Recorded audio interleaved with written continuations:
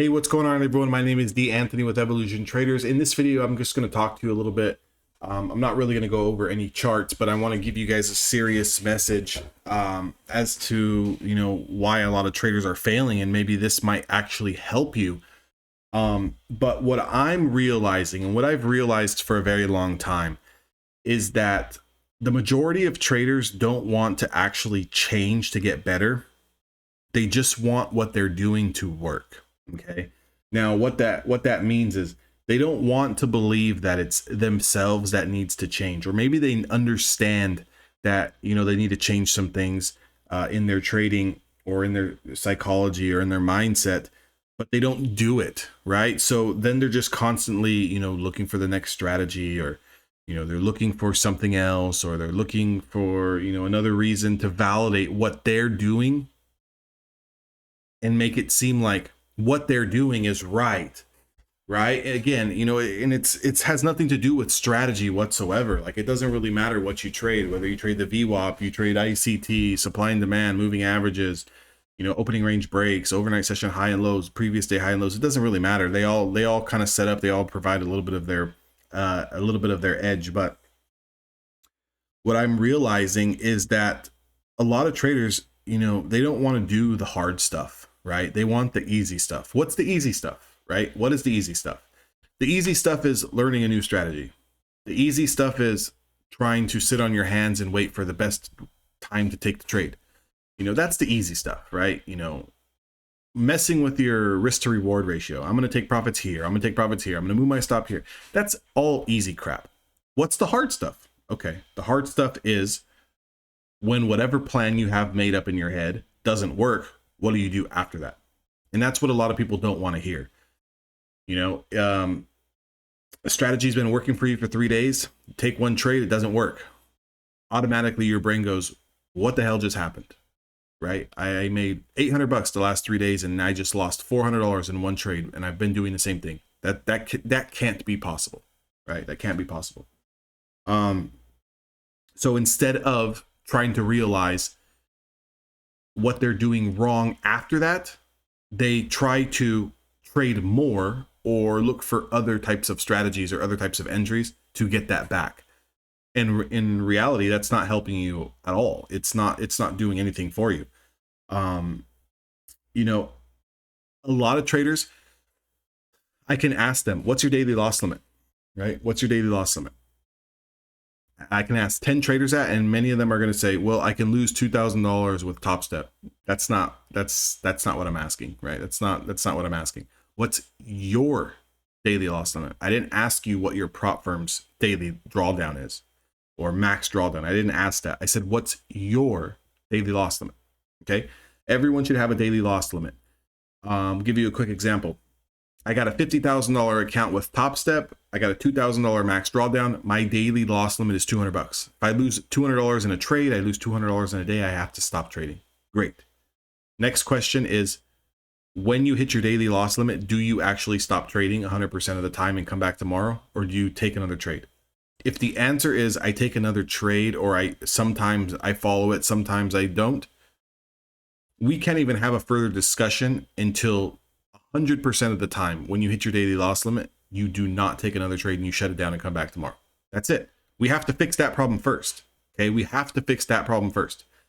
The same rules apply to when you make X amount of dollars. Now, of course, when we're in winning trades, we never know, especially if you're, holding runners. This trade can go, 3R, 4R, 5R, 6R, 7R, 10R.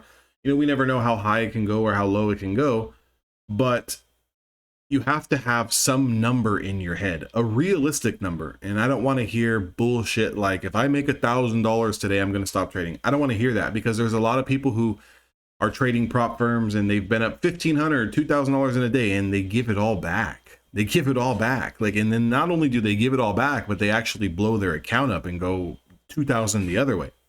Trust me.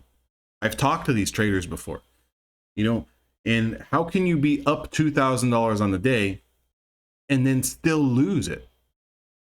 So that means you have nothing in your trade plan that tells you need to stop. So let's say, for example, you take one trade off the bell and you manage to make $200. Do you stop trading, or do you continue to go? market's only been open for 8 minutes. Do you continue to trade or do you hang it up?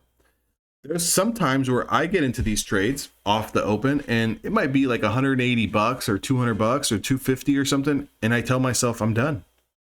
I'm done. I would rather do that and come back tomorrow and try to do it again than sit here and try to trade and give all that back plus some. Okay. So how much money is realistic to you where you feel like if you're trading on the day and as long as you haven't hit your daily loss limit and you make 200, 300, 400, where are you going to stop? Where are you going to stop? You know, because it's very easy to kind of get wrapped up in this, you know, hamster wheel of you know, feeling overconfident, like everything that you're doing is working, so you can just keep continuing to take trades and keep continuing to lose money. So those are some things that you need to work on as a trader. What's your daily loss limit? Okay, once you've established that, do you follow that 100% of the time? Regardless if it takes 3 hours to hit that daily loss limit or it takes the first trade of the day 1 minute off the open. Do you stop trading on the day when you hit your daily loss limit? If the answer is no, we have to start there. Okay, we have to start there. The next thing, you know, would be the third thing is what's your position sizing? You know, if you're telling me you're trading on a $25,000 account with Apex or a $50,000 account with Top Step and your position sizing is 2 or 3 minis, that's great when you win trades. But how about when you lose trades? You can only lose a couple of trades before you start auto liquidating that account. So long term, the longevity of that kind of risk position sizing is not really going to be suitable for you, and you have to come to terms that it's not going to be sustainable long term. So you need to be trading on the micro side of things, okay, on the micro side of things, so you can have longevity in this business. Now again, does that mean that someone can't trade a couple of mini contracts for 2 or 3 weeks and go out there and grab a quick payout from a prop firm? Sure. Right, you can hit a hot market cycle where, you know, a couple weeks you go up 3, 4, 5,000 and go request a payout and take that payout. But is it sustainable for the quarter? Is it sustainable for the next year? Is it sustainable for the next 3 years? Probably not, right? Probably not. Until you prove that it is. And until you prove that it is, you know, it's not, right? So what I've learned is that being a little bit more realistic when it comes to your trading and trying to size and scale up over time as your account size grows is what works best, right? So, you know, definitely start on the micro side of things. Definitely try to take, you know, $50 a day or $40 a day or $100 a day and try to do that over and over and over and over and over and over until you get a payout or until you pass your prop firm. And it sucks, yes, because it takes a lot of time. It takes days, it takes weeks, and you get restless and you look at everyone else making all this money and, oh my gosh, someone else passed a prop firm in 4 days and I'm still doing the same thing for 4 weeks. But everyone's at a different stage and a different journey and they approach things differently.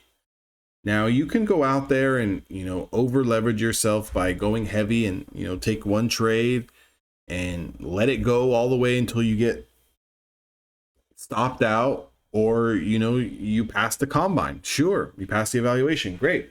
But is that sustainable when you get into the funded stage? It's not. It's like, you have to understand that. Guys, I'll just give you a little bit of an insight, right? I had a one-on-one coaching call with someone last year, and I just stuck out in my head, and I had asked them, you know, realistically, how much do you want to make a day, right? What's realistic to you? And they said, well, I have 2 accounts with Top Step and I'd like to make $1,000 a day. Now, $1,000 a day, guys, over the course of 20 some odd trading days is just upwards of over $20,000 a month. $20,000 a month. You have a $2,000 drawdown, but you want to make $20,000 a month. Does that really make sense, right? Does that really make sense? And does that make sense to do it month over month over month over month? Probably not, right? So maybe you need to lower those expectations down a little bit. If I make $200 or $150, $300, right? Those $1,000 days will come. That $500 day just magically appears on your screen when the market is hot and you take some good trades. You don't have to try to shoot for that number. A lot of times traders, they try to shoot for X amount of dollars versus just taking good trades, right? So the main thing I want you guys to focus on is just take good trades, control your emotions, make sure you respect your daily loss limit 100% of the time, not 60% of the time, not 90% of the time, 100% of the time. 100% of the time. Prove to yourself that you can even do that, because there is no conversation if you can't do that.